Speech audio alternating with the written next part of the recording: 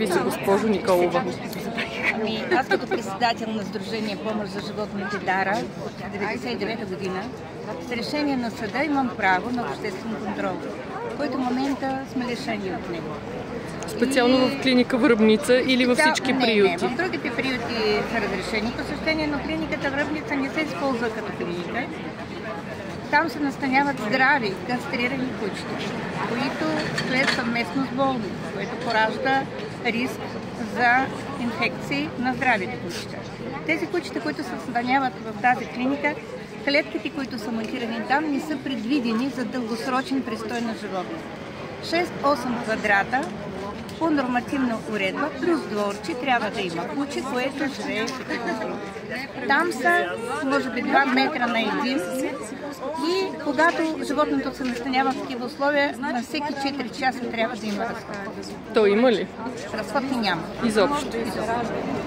Животните по този начин се третират по жесток начин, в нарушение на член 7 от Закона за защита на животните.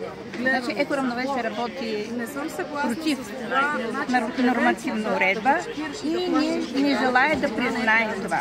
И не желае да получи помощ от доброволци, които фактически помагат за осиновяване, за социализация на кучета, за хубава храна, за привличане на повече хора, за да видят тези животни и да ги все пак осиновят или да им намерят дом. И смятам, че по този начин това е много порочна и неправилна политика на ОП Екоравновесие. Най-лошото, че когато бяха други кметове, аз съм имала среща с госпожа Фандекова, да ни говоря за господин Борисов, ни правя реклама, казвам какво е било. Господин Терзиев нито веднъж ни пожела да ни приеме, нито веднъж ни изслуша, нито веднъж не обърна внимание на този въпрос, което е просто учудващо. Призоваваме го все пак Да ви приеме. Това е гражданска инициатива.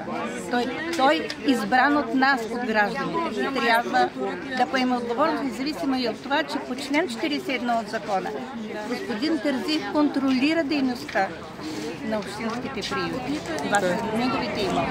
Да, благодаря.